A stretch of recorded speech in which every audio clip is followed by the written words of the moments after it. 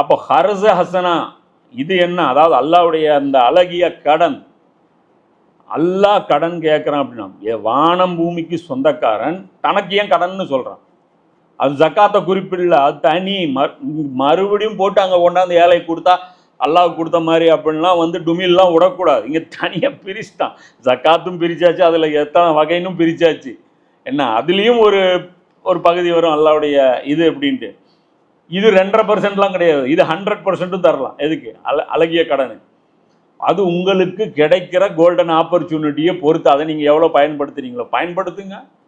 அது உங்களுக்கும் உங்கள் அல்லாவுக்கும் இருக்கக்கூடிய தொடர்பு. அது உங்கள் நபியுடைய மிஷனில் உங்களுக்கு எவ்வளோ டெடிகேஷன் இருக்குது, நீங்கள் அல்லாவோட எவ்வளோ ஸ்ட்ராங்காக உங்களுடைய ரிலேஷன்ஷிப் இருக்குது, அது ப்ரூவ் பண்ணுறது தான் இது. அங்கே அல்லாஹ் வந்து ஃபிக்ஸ் பண்ணல இவ்வளோ பர்சன்டேஜு இந்த ரேஷியோவில் இப்படின்ட்டு இல்லை. அது ரேஷியோ மாறும். அப்போ அது அல்லாவுக்கு கடன் அப்படின்னா நபியுடைய மிஷனுக்காக தக்பீரே ரப்பு அப்படிங்கிற அந்த லட்சியத்துக்காக செலவு பண்ணுறது. ஏன்னா அல்லாவை பெருமைப்படுத்தும் ஒரு பணி, மிகப்பெரிய பொருட்செலவு தேவைப்படுற ஒரு பணி. இந்த பணி மூலமாக என்ன நடக்கும்னா ஒன்றும் நடக்காது. அல்லாவை பெருமைப்படுத்துவது தான் இதோடைய மக்சது. அதுதான் வந்து இக்லாஸு. அதில் நிறைய அவுட்புட் நமக்கு கிடைக்கும். பதவி கிடைக்கும், நல்ல பேர் கிடைக்கும், நிம்மதி கிடைக்கும், அமைதியான சூழ்நிலை கிடைக்கும். என்ன அதெல்லாம் வந்து செகண்டரி தான். ஃபஸ்ட்டு அதோடைய மக்சத் என்ன? தக்பீரே ரப்பு, உமது இறைவனை பெருமைப்படுத்துவீராக. ஃபஸ்ட்டு கமாண்டே அதுதான் அல்லாஹ் ரசூலா கொடுத்தது. எடுத்தவுடனே அந்த சூரா முத்தசிர்லையும் முசம்மிலையும் பாருங்கள், ஃபஸ்ட்டு கமாண்டு அல்லாஹ்வை இப்போ பெருமைப்படுத்துவீராக.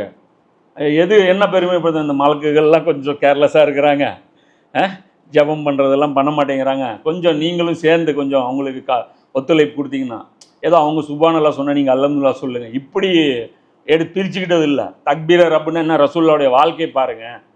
கடைசியாக வந்து எந்த அளவுக்கு இறைவனை புகழ வச்சாங்க அப்படின்னு பாருங்கள். அப்போ இந்த வகையில் செலவு பண்ணுறது அல்லாஹ்வுக்கு கடன். அல்லாஹ் என்ன சொல்கிறான்?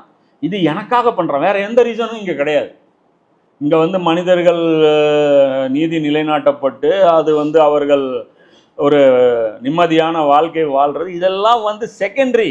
இப்போ அதனால் இப்போ நீங்கள் நிம்மதியாக வாழ்ந்ததுனால அந்த இந்த லட்சியத்துக்காக பாடுபட்ட இப்போ இன்றைக்கி நபி ஸல்லல்லாஹு அலைஹி வஸல்லம் அவங்களுக்கு வந்து ஏதாவது கிடைச்சதா? ஒன்றும் கிடைக்கல. போட்ட காசு, அபூபக்கர் போட்ட investment dead investment. Dead investment போட மாட்டாங்க நிறைய பேர், தெரியுமில்ல? பெரிய பெரிய ஆள்லாம் வந்து பார்த்திங்கன்னா பணம் நிறைய வச்சுருப்பான். இன்வெஸ்ட்மெண்ட் போட்டான்னா அதுலேருந்து அவன் பல ஆங்கிளில் பார்ப்பான். ஒன்று வந்து லேண்டு எங்கே வாங்கணும் அப்படின்னு பார்ப்பான், போட்டால் விற்றா காசு வருமானு பார்ப்பான், கோல்டு விற்றா காசு வருமானு பார்ப்பான். ஸ்லீப் இன்வெஸ்ட்மெண்ட்டு, டெட் இன்வெஸ்ட்மெண்ட்டு இதில் வந்து போட மாட்டான். ஒரு கட்டத்துக்கு மேலே லேண்டில் போட மாட்டான். ஏன்னா அது உடனே காசு பண்ண முடியாது, அது தேவையான போது டக்குன்னு பண்ண முடியாது. அப்போ டெட் இன்வெஸ்ட்மெண்ட்டு தனி, ஆக்டிவாக எதில் போட்டால் அவுட்கம் வரும். அதனால தான் இன்றைக்கி என்ன பண்ணுவானுங்க, சில பேர் பார்த்திங்கன்னா வாடகை வீட்டில் இருப்பான், பெரிய கோடீஸ்வரன் இருக்கும். ஏன் அப்படின்னா அந்த ஊரில் அவன் டெம்பரரியாக இருக்கணும்னு அவன் மைண்ட் செட் இருக்கும், அவ்வளோதான். அதனால் இங்கே கொண்டாந்து 2 கோடி ரூபா 3 கோடி ரூபா பண்ணுறதுன்னா 50,000 ரூபா 1 லட்ச ரூபா வாடகை கொடுத்துட்டு நீட்டாக அப்பார்ட்மெண்ட்டில் இருந்துட்டு நான் போயிட்டே இருப்பேன், எனக்கு தேவையில்லை தலைவலி அப்படின்னு போயிட்டுருப்பான். அவன் வேறு இதில் இன்வெஸ்ட்மெண்ட் பண்ணியிருப்பான், அசட்டில் வேறு பிஸ்னஸில் பண்ணியிருப்பான். எங்கேருந்து பணம் வந்துகிட்டே இருக்கோ அந்த சொத்தை தான் வாங்குவாங்க எல்லாருமே. சும்மா வாங்கி போட்டு நான் என்னங்க பண்ணுறது அப்படிம்பா.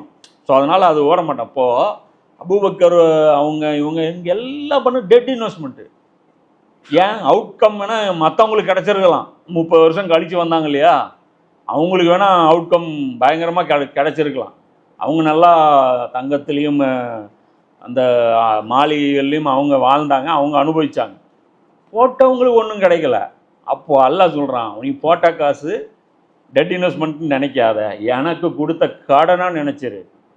நான் வாக்குறுதியை வந்து உனக்கு வாங்க, நான் வந்து உங்கள் கரெக்டாக திருப்பி தருவேன் பன்மடங்கு. அப்போ அல்லாஹ்வுக்கு வட்டி ஹலால்.